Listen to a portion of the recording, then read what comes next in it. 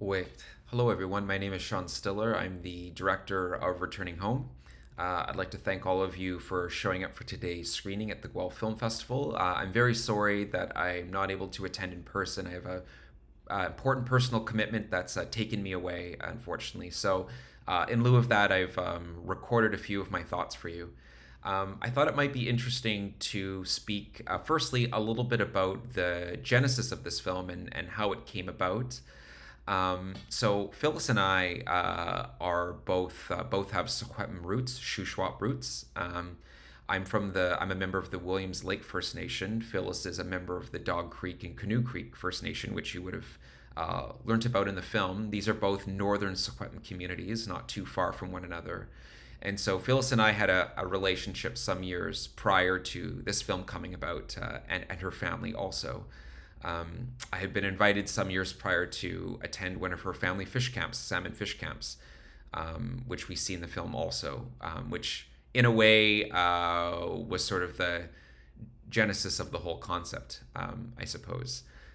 In terms of the film coming together, Canadian Geographic had partnered with Phyllis a year or two prior, and had built out a whole bunch of really great educational material around truth and reconciliation and Orange Shirt Day, and had arranged for her to do a countrywide speaking tour, or like a education tour, I believe is what they called it.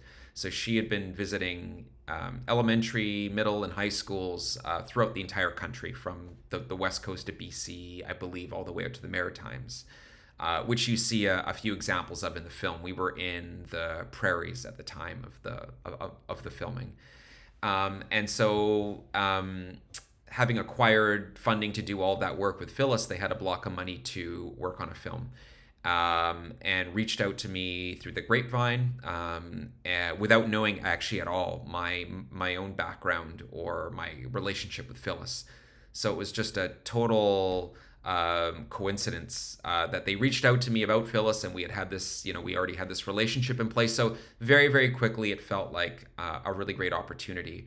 I had spent some time up in the territory trying to kind of figure out a storyline. And I'd had an interest in salmon for some years prior, not just from an ecological standpoint, but from what salmon mean from a cultural perspective, from a Secwépemc perspective. So that had already been on my mind in different ways. And I had been speaking with some ecologists privately, with people employed by DFO, and there was a lot of private worry about salmon species in BC. The assumption was that year would be a very, very low year, historically low year, compounded by climate change, which just seems to be getting worse and worse in BC each year.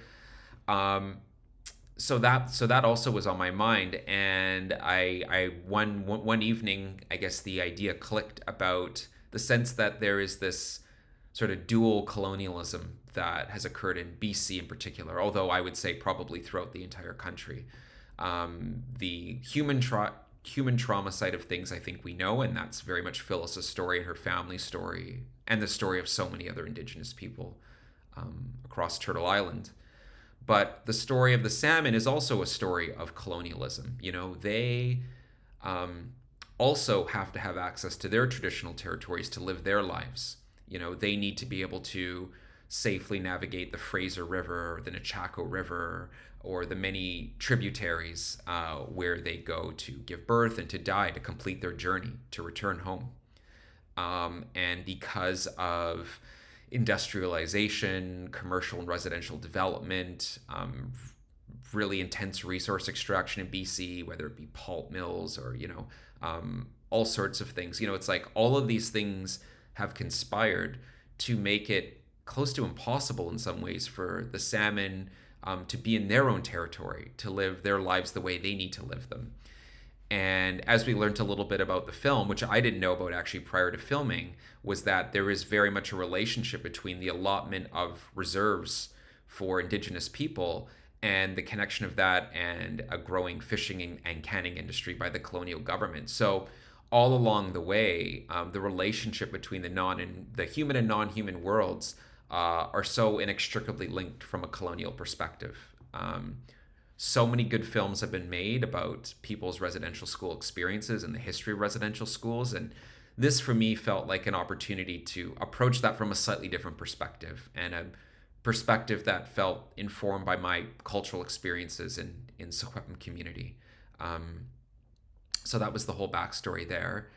Um, an important point, or an important part of making the film for me, was the relationship building that went into the film. Thankfully for me, I had known Phyllis some years prior and members of her family, and we had figured out that there are some actually even some family connections between my family and hers, and her family was aware of that. And so, although the film itself happened over the span of month and a half or so really worth of filming, it was really a number of years of relationship building that led up to that point and made that that relatively short window filming possible, in terms of people feeling comfortable enough to share their story with me, to be open enough on camera. I feel if those relationships weren't in place, had I been someone who didn't have a connection, who had gone in and tried their best to meet people in film, I'm not too sure I would have, I'm not too sure that person would have quite gotten that same content. And I was thinking a bit about making this recording for you, and in terms of that sort of access, I thought it might be interesting to finally just speak a little bit about safeguards that I had put in place. And I feel like this is a really important theme for people telling Indigenous stories in general. One of the important things for me in making this film, and frankly projects in general, is the idea that the subjects in the film are not losing agency in the process of the film being made. So, for example, in the subject release forms, I had clauses put in giving people the opportunity to come back at a later point, which could even be several months later, if, say, in the retelling of a traumatic story, they realize that there was something about that story that they shouldn't have told, or they're just deeply uncomfortable with, or for whatever reason they have the power and the ability to come back and say, hey, I'd like for you to not include this or not include that. And that was important for me because, many communities know, there is this history of you sign a release form and you're kind of signing your life away, right? I mean, it's sort of a joke, but not really a joke, that, a production company, records you, gets you to sign off on a release, and then it's kind of open season, whatever they want to do with that footage. And it was important for me that that's not the kind of relationship I was trying to steward. And these are relationships that are going to outlive this film for me. So that's one example. Another is building in legal safeguards, let's say with Canadian Geographic, because they were learning very much in the making of this film. They are still in the beginning stages of their journey of engaging with Indigenous communities, and are in they're very much in a learning process. So an example there was really putting in clear legal writing that although, say, traditional stories or community teachings are being captured on film and put into this film, at no point is there any transfer of authorship or ownership rights of this material. So that material, that content, that knowledge is the knowledge of the community. It's the knowledge of the knowledge keepers who are sharing that with me. And that was very important to state from a legal perspective. As I'm sure many people here in the audience will know, there's a very sordid history in this country of researchers, of filmmakers, ethnographers, and others coming into community, recording, say, doing tape audio recordings of elders recounting stories, and then going off and leaving and claiming ownership over that material because they were an academic researcher, because they took the time to bring a piece of equipment in to record material.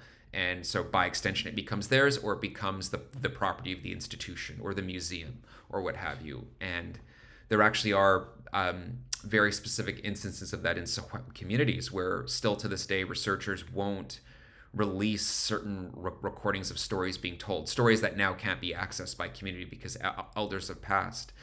And on principle, they refuse to gift that material back to the community. And you can imagine that that's very deeply hurtful, and there's a real gap of knowledge that's left in the community because of that because of those efforts. So it was also very important for me to make sure that not just people were protected, but knowledge was protected. And so if there are any emerging filmmakers in the audience today, perhaps wanting to do work in Indigenous community, I would invite you to consider some of these issues. You know, that this knowledge is never yours. It's never truly yours. I mean, the way that it's been taught to me is that, you know, this knowledge is being shared with you under the assumption that you're going to handle that knowledge in a good way, and you're doing something useful for it, useful for the community as well. But that it's always circular. It's never yours to own. You're just hopefully a good steward of it, for, you know, in a moment of time. Anyways, I think those are my words for today. So again, I'd like to say Cooksjem to the audience. Thank you very much for being here for the screening, and I hope you have a lovely rest of your day and evening.